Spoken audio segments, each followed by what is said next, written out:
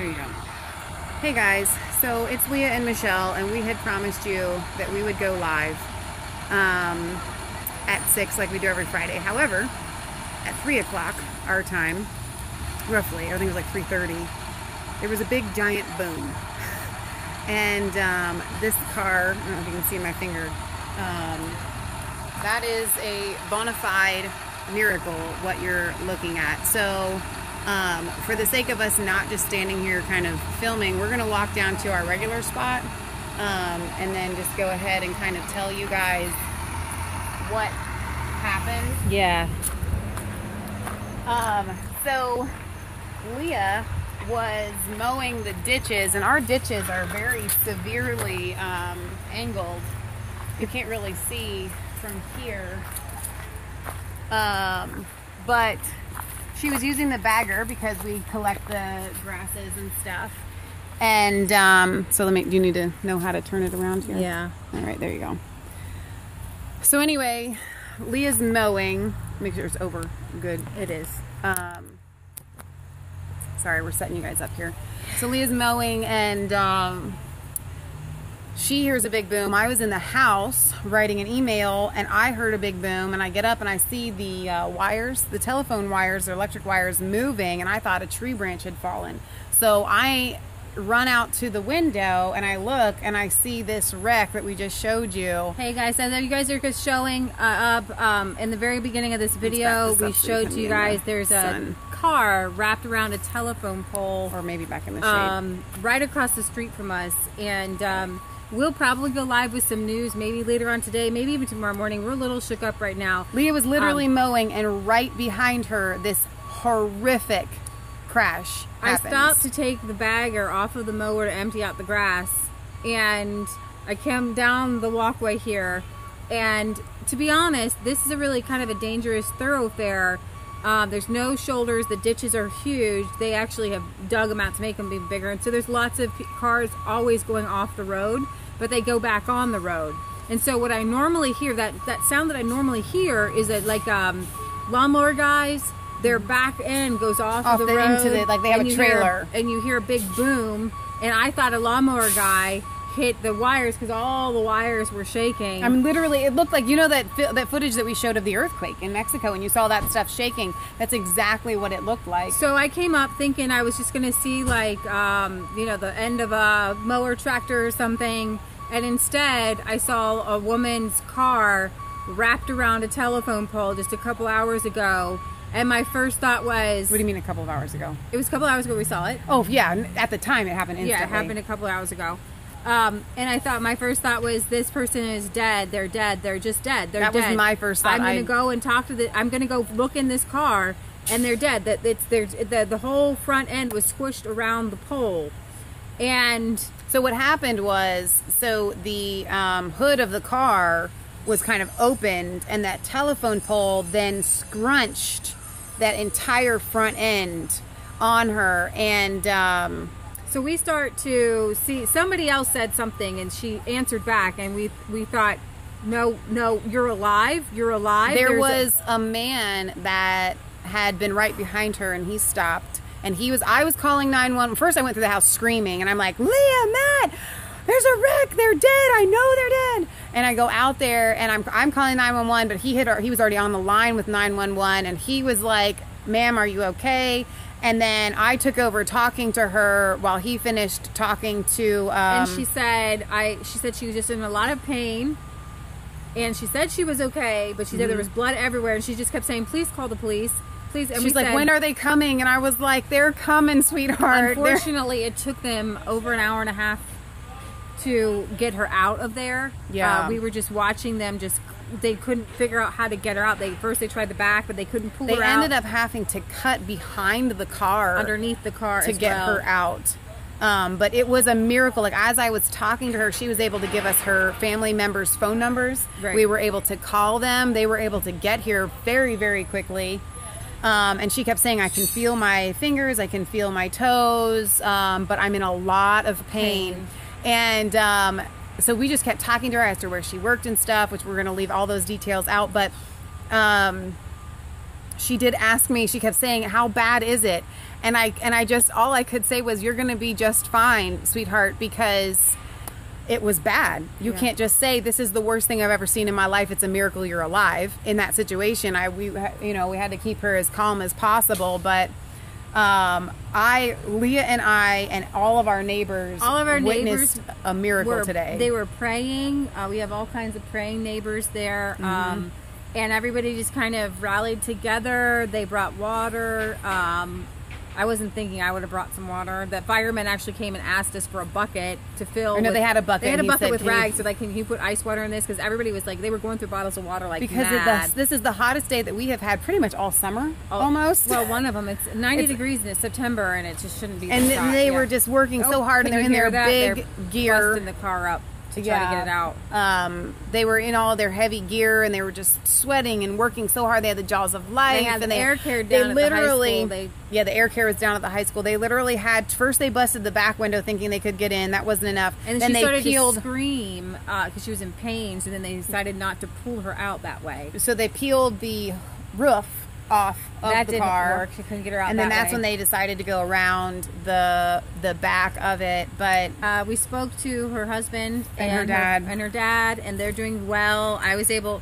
I gave them my charger because his phone had just died, and another guy but he didn't have. He had an iPhone, and I have an Android. So another guy went and got the right thing, and another neighbor, just a wonderful Christian woman. She brought down water and granola bars and $20 for them each because she knew that they'd be in the hospital. And you need cash money for vending machines and stuff. So she's just a little sweetheart talking to them and praying for them. And she said, God, she told them, God didn't do this, but he'll use this to draw you closer to him. And she said that they responded, yes, I believe that. And so when they showed up, our biggest fear, so when we were calling them, my biggest fear was they would be scared. So I wanted airbags deploy. I don't think her airbags actually I didn't deploy. See I didn't see any. My biggest fear was on. They were going to don't reveal any of the personal information about what they were saying, but that they were going to come upon this scene and just be terrified. So I wanted them to know as they were driving that she was okay. So Matt had used his phone and you used your phone to contact the husband and the dad and just tell them they're going to be okay. Because if it was my family member and I was approaching that scene, I would have gone into like a down. I would have just been shaking. I don't know. I couldn't. I wouldn't be able to handle it. They handled it really well. And it was like I said, I don't want to give any details, but the car was a substantial good car. And I think that probably did help her. But unfortunately, where we live, we have these two horrible ditches across the street from us, and this is not the first time. We've asked them to put the culverts in and fill it in and flatten it, but they're literally, I don't know, waist deep. Like if you were standing in it, it would come up to your waist. If you go off the road just a little bit, and it's not just okay. So it wouldn't be bad if the ditch was just that deep. But what happens is, we have a neighborhood right across the street where you just saw. Both ditches are deep. So they have it paved on either side of the neighborhood, and then it has this extreme 3-foot drop off.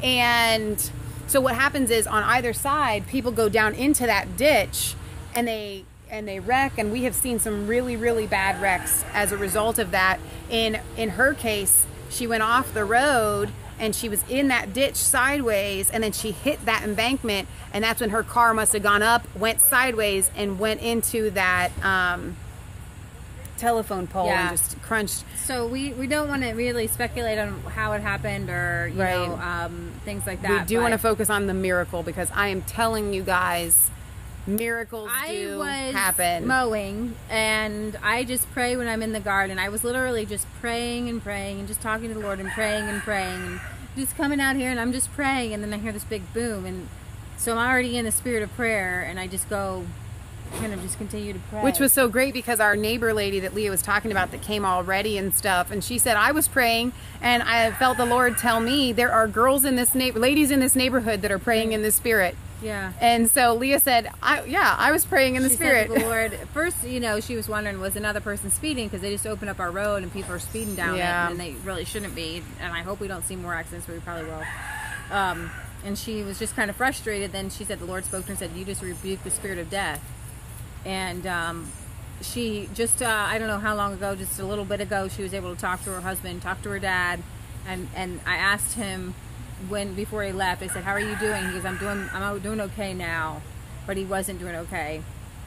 Well, it just took them so long to get her out, and that's not. They were working so hard as they could have. It was just the situation was just such that it just took forever to get her out. We're okay. I was mowing the lawn, and I took the bagger off the mower and I left the mower, and I left for like 60 seconds, and I wasn't gone that long. And right across from my mower, like across from the mower, right as I left. Like, as I was leaving, she lost control. I don't know how. She didn't even know how. She said, I don't know what happened. That's what she flipped she flipped the car and hit the telephone pole, and where my mower is, the car's like 15 feet away. Yeah. And so Ashley... I had just left the mower. Ashley just got here, and she's one of our friends in Manhattan, so she knows she's been to our house, and she knows that it was the ditches outside on the other side of the street that are so bad. And I thought for sure that this poor whoever was driving was dead, and I started to panic because I didn't want to see a dead body. I just started to pray, and it's one of those situations where all of us, there was two other ladies that are neighbors of ours that I don't know, but I do now. And when we heard her voice, I thought we were all kind of circling the car, and you just kind of come into it slowly because you're afraid. What am I going to? And we didn't know how many people were. The wreck was so bad that I couldn't tell. I thought it was a minivan, so it was actually just a sedan. So we were just so thankful that there was no one else. You can see a picture of it at the beginning of this video where we showed it, but we didn't want to Sweaty is not leaving. We didn't want to be up there. They're just now. She's finally 2 hours later. She's being air carried to the hospital. They said all of her vitals are good. They said that the vitals were good. Her blood pressure was good, but she shouldn't even be alive right now. She shouldn't be alive. She is alive because of a miracle. Because angels, I don't know why. Just God protected her, surrounded her. She probably is going to have some injuries. Oh, yeah. A few injuries, but she's I think I can say this because it's not too revealing of personal information, but her dad said that she's a gymnast. She's a tiny little thing. Oh. So I think that really will play well in her favor, not only in her recovery, but it probably allowed her body to react. Relax. And instead of tensing quite so much. Yeah, like her head went down. And if her head was up and if she was a bigger person, she'd be dead. Right. But she slid down, and because she slid down, she missed the pole, crunching any vital parts of her body. Oh. I mean, I've never seen anything quite like that. Just down the street, some motorcyclists wreck themselves. But yeah, we get it all of the time here, and so I've gone up to our county, and I'm like, you guys have to take care of this. And every time this happens, we're always talking to the police, telling them this has to be fixed. And then we're just told there's not. They unfortunately, like one of our other neighbors that was down here had said that they usually go by like injuries, not actual incidents. And so if you were to base it by incidents, then it should have happened a long time ago because it's so seriously regular. If once a week I hear a trailer drop down in it. She could have gone off the road there and been just fine if there wasn't a ditch. But the ditch, you guys, you don't understand. It's a 3-foot ditch. It's right. So and then it comes to a straight stop. So concrete cars just go bam. They get off. They go down into that ditch, and then you can't get out of it. The only way out is to and then it's not out. You just crash into it. We're a little upset about our municipalities because we see it often. And this is I don't mind telling, we live in Claremont County, and this is Miami Township. So it's the county that should be taking care of several years ago with this giant ditch digging machine. So and they made them even deeper. Because I guess the water wasn't draining right. So they literally these giant machines were just digging these giant ditches the whole way up the road. Well, and what's even more absurd is that our corner of the property is on this side of the road, and several years ago they actually did come and put a culvert on the corner, which didn't have any accidents at all. It was just an annoyance for people, and they put a culvert in there and they filled it in, which again created another like wall for people to crash into. And I'm like, people go in out of our yard. I said to them at the time, I said, why are you doing our yard when that's where all the accidents happen? I mean, I've come across accidents there where, I mean, people were just bloody all over their faces because they've crashed down into it.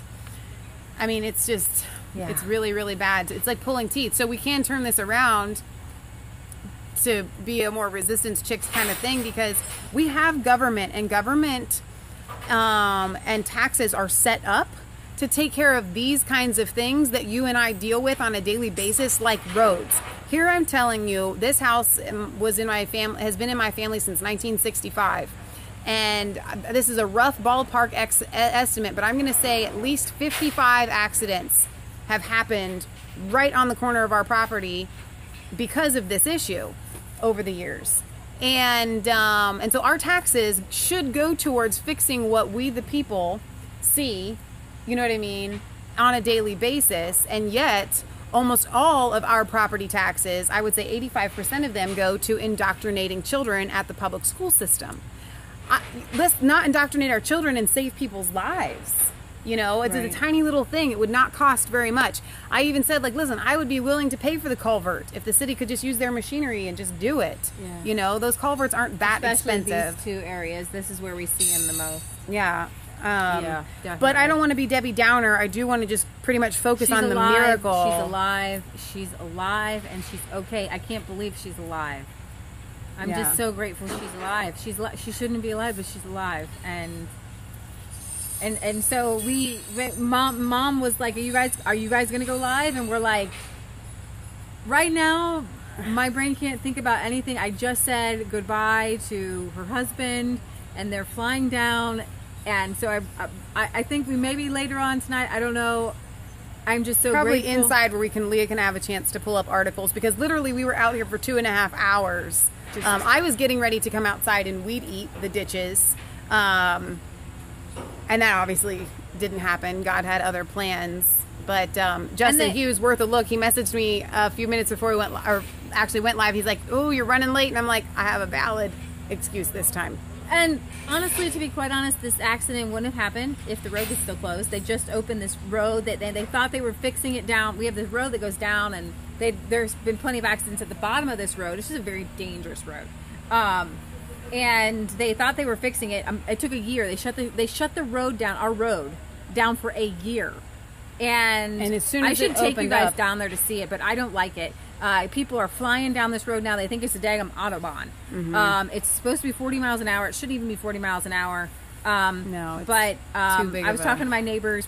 We're seeing people fly down this road because what they've done by what they've created down at the bottom of the hill.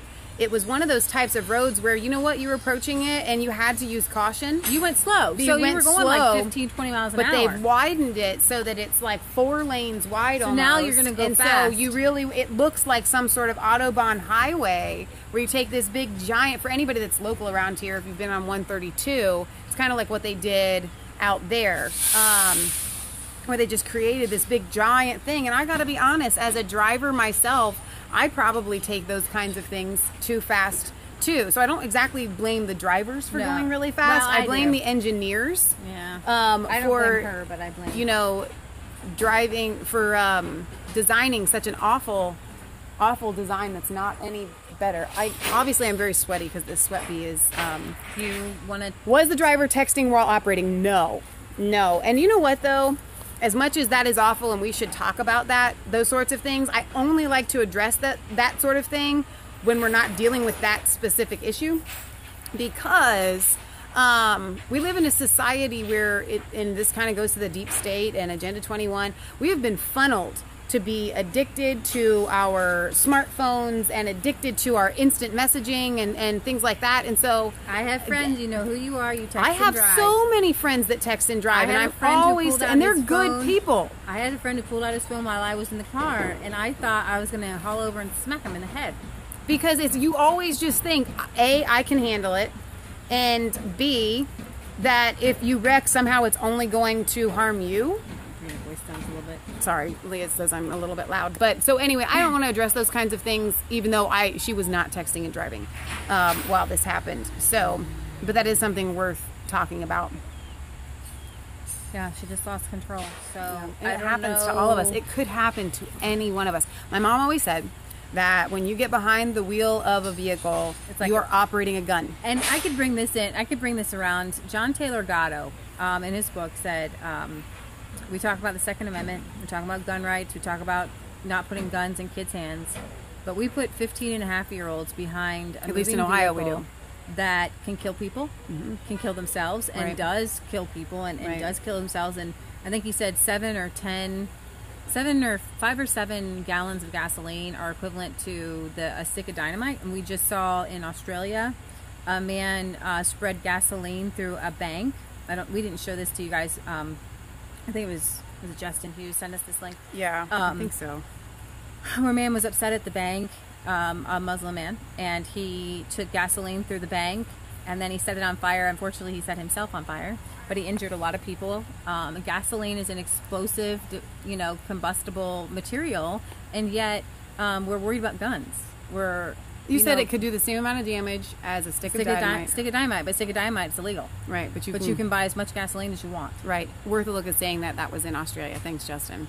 I thought I remembered that's where it happened, but I wasn't quite sure. Maybe we'll bring that footage up later, too. But yeah, it is. You're driving behind a weapon, and we don't take it seriously. So here's the real question for those of you, and I guarantee you we have viewers that text and drive. Please don't text and Would drive. you text and operate a gun? Would you have your gun in one hand and have it loaded?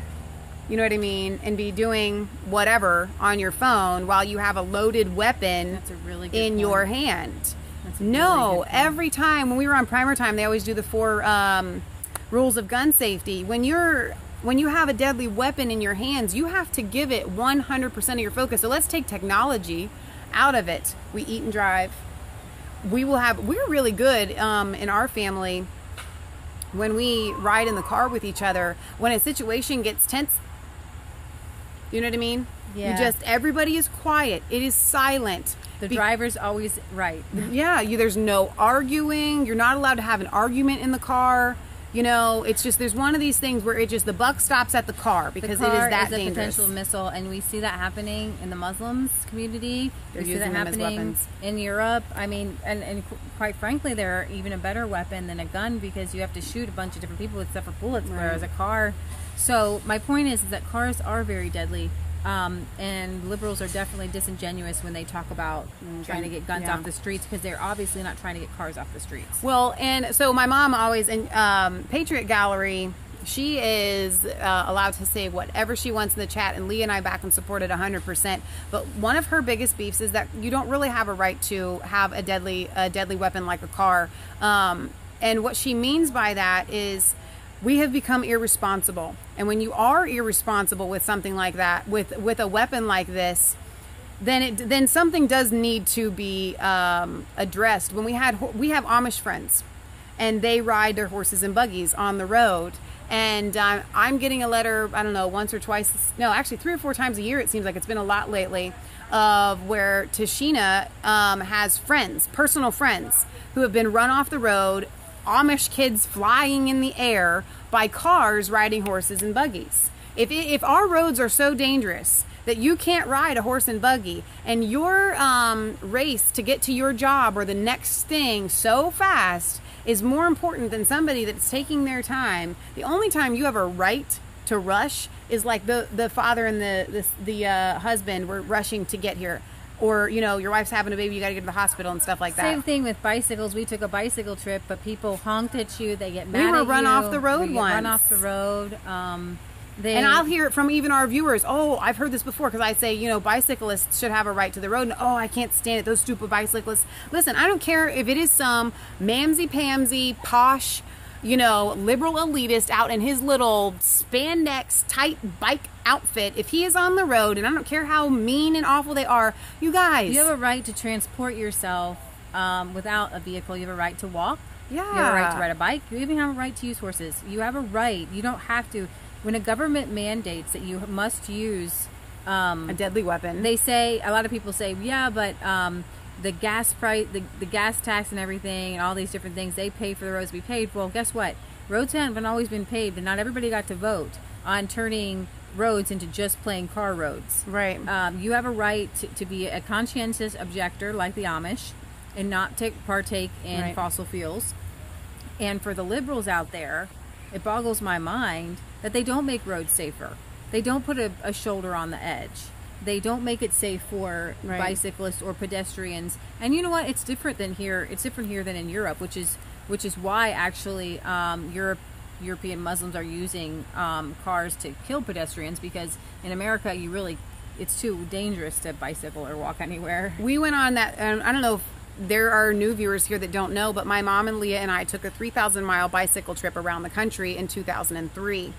And we had 60 pounds of gear each on the back of our bikes, and we camped everywhere. And it was kind of a missions trip around the eastern, Midwest, and then eastern states in our beautiful country.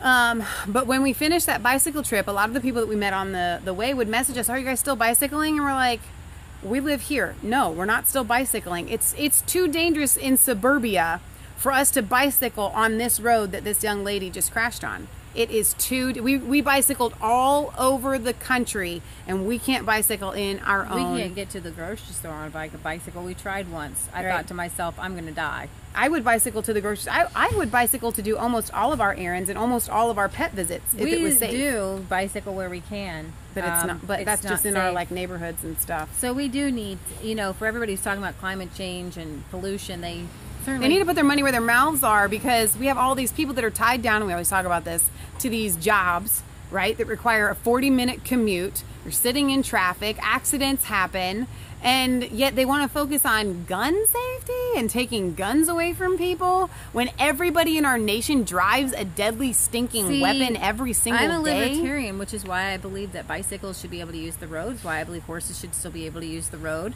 It was just 100 years ago that horses were the means of transportation. So to say that within 100 years, you have to conform to another mode of transportation or die, pretty much, right? Or use that and die.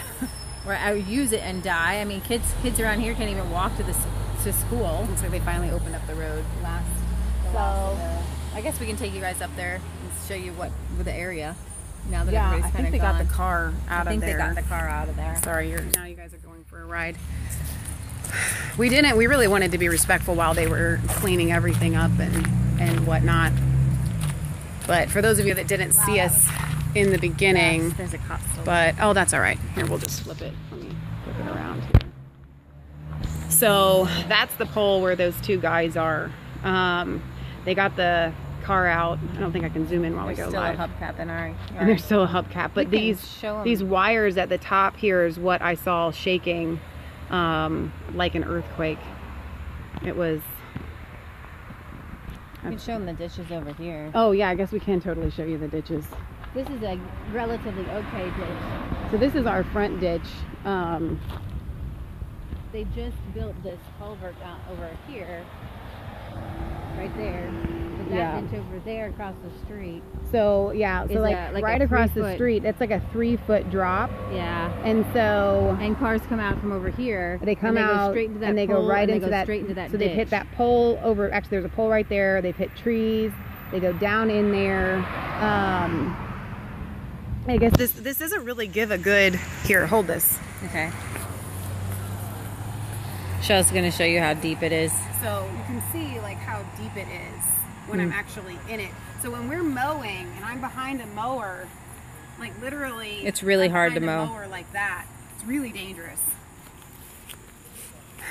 So yeah, this is what our government is supposed to do: fix these sorts of things and issues, but they don't. And then these things just keep happening, and it's devastating. And thank God she's alive, but if she, wasn't, and she hit that ditch, if she had not hit that ditch, she probably wouldn't have hit that telephone pole. Oh, she wouldn't have. Our city I blame the ditch. The county, I should say, has that ditch to take over there. You can't see it. For the it's fact like that complaints have been made. It goes, and they still allow these things to keep. It's happening. A really deep ditch. I would go over there, but I don't want to be in like the way of the cop for now. Yeah. So you want to flip the camera around? Yeah. Oh wait, there's my mower. Oh yeah, there's the mower. That's my mower. So, okay, that was my mower. Somebody said nice Jeep. Thank you guys. This is Peaches. Yeah, you don't really get to see the front of our house, do you? Very much. Whoa, that's really up close. On your face? Yeah, on my face. So I thought that everybody was gone, but I guess the cop was still. Well, they're still assessing because that telephone pole, they're going to have to bring somebody in to reinforce it because I think it's kind of bent. A little bit wonky. And that's a power line across the street. Yeah, is it? Okay. Yeah. Whew. So that was after they got the poor girl out. They really cleaned it up. Go pretty. over to the left. Make sure They really cleaned it up. Oh, no, it's good. Well, you're pressing your buttons down. Oh, it's okay. They really cleaned it up fast after they got her out, though. They did, yeah. I can't believe they got that car away so fast. All right, guys. So Leah and I want to apologize that A, we were late, and B, we're not covering any news right now. I know a lot of you guys in other countries, the reason that we go live on Fridays is so that you can be with us. But you're going to have to just watch it tomorrow. So I think what we're going to do is we're going to calm down because we're still like... And then tonight, can we give them a time? Maybe that would be helpful. So they could at least, if they wanted to come back. Let me see what time it is. It's 6:43. We have to do the dogs. Let's say 9 o'clock. We'll do them early. We'll try 9 o'clock. We'll try to be back at 9. All right, so 9 Eastern Standard Time. We will go live and cover the news. But I'm glad that I'm smiling now because this girl's alive. Yeah. And you guys can... Jesus. Miracle, you guys can miracle, watch miracle. it. The beginning of the video is where we showed you the actual car wrapped around the tree. Yeah. So... Yeah, I guess there's a cop now still trying to figure out. He's the same cop that came by. We've tried to talk to him about. Oh, yeah, before. Talk to him about filming. I don't know if we told you guys, and maybe because I feel like I've told this story so many times. I had neighbors calling me and friends and stuff like that. But within seconds, I was around. I'm talking to the young lady, and then all of a sudden, a sheriff with a radio is on the radio. Like, he must have just been like right here. That was a miracle too. Yeah, he just happened to be driving by. Like, oh my gosh. Oh, and by the way, I guess this kind of plays into the good cop, bad cop thing. Everybody's angry at cops and things like that, but when you need them, when you need them, you need them. And I have to tell you, we were talking to when the Miami Township Police came up, and they were saying, did anybody see? And a couple of different times I had to go to the police to relay information or whatever, and they were so kind. They were so caring when I had to tell them where Leah's mower was, because at first Leah had feared that she may have veered from, because it all happened so fast, that Leah's mower was there, and maybe she saw Leah's mower and had to swerve, but she swerved way before Leah's mower. But that was a terrifying Leah was upset, and so I was talking to the police officer, and she was like, she's like, I saw where that mower was, and no way. That's what she said to me. She's like, no way. She started swerving way back there. But they were so kind, and these are real people. We have had our Miami Township police officers stop by and ask about our garden and want to take a tour. So yeah, there's corrupt cops out there, but I have to tell you guys, these guys put their lives on the line. You never know if a car's going to explode, and when these things happen, they get in there. Yeah. And they help people. Yeah. And we saw this with Hurricane Harvey. We saw this with Hurricane Irma. Mm-hmm. And I'm tired of these Black Lives Matter Antifa people saying F you this and F you that, F the cops and stuff like that, because you guys, we have to say, we can't blame a whole group of people for the few corrupt ones, just like you can't blame all Confederate soldiers for a few slave owners, and you have to take each individual. I mean, now they're trying but the cops aren't exactly equivalent to Confederate soldiers, but I know what you mean. But you understand what I'm saying. I know exactly what you're saying. I'm saying that wherever, you know, even some of these white supremacists, a lot of these, they're not necessarily white supremacists. They're just like, what's happening to the white race in Europe? That's their questioning, and it seems like they're not actually white supremacists. They're just like, well, I don't want my culture gone. Right. You know, you want to go to Sweden and you want to see pigtails and, you know, things like that. And I don't know. All right, so we're going to calm down. We actually have to go to work. We have some pet visits that we should have been done before we went live, but we couldn't. So we're going to go do that and calm down, possibly get something to eat. And she's alive, and God saved her life. God saved her life. And so we're going to be rejoicing. So we're going to come back at 9 Eastern Standard Time. A lot of you guys are going to be in bed, and a lot of our viewers are going to complain like you do. Girls, why do you do this to me? I'm sorry. But Marxists today was definitely destroying all that is good and beautiful, I believe. Yep, that is very true. Today was definitely a valid excuse. All right. That's a nice face, Leah. We love you. God loves you. God bless. And hopefully you'll come back later. It's 1 in the morning now, so I'll catch it tomorrow. Yeah. Terror warning in Sweden. Nothing happened. Okay. Please check link above. Sharia in New York. Right in the camera, in buddy. New York. Go from this side. City. There you go. Cop's still up there, walking around, assessing the situation. Just trying not to get in their way, you know. Well, we were helpful. We got chairs for the dad and the husband and ice water. Dude, we keep a lot of ice in our house. So he came over for a bucket. He's like, do you have any ice and some water I could put in this bucket? And I'm going, do we have ice? You know, we're chock full of ice. Well, I just thought it was like, it was nice for community, for the firemen to come over and ask for our help. And we're just like, yes, what can we do? What can we do? In that situation, you do want to we want to stay out of the way. When someone asks for your help, you were just like, yes, I'll pull the girl out myself. What do you want me to do? You know, everybody just wants to help. Yeah. So, and in this situation, community all comes together. There was probably like 100 people around here. Of course, my first thought was, we got to get her out of there. And I'm like, no, you can't move a person. You wait for help. Yeah, you wait for help. But I was just so thankful that sheriff was right there, because I'm talking to the girl, and then he knows exactly what to say to her. But then he walked away and he's like, keep talking to her. I'm like, okay, got it. One thing I'm good at is talking. All right, you guys, we love you. God loves you. God bless, and praise God, because you know what? Miracles still absolutely do happen. And I guess witnessed one today. I mean, when I'm thinking about it, like on a very small way, I think God might have saved my life in a way, because it was like right there. Like, I mean, like serious. I can't explain to you guys. I mean, I should show you that my mower was here and I left for just a second, and then there was an accident like 15 feet away from where I just was, and it's crazy. Miracles all around. All right, we love you guys. God bless.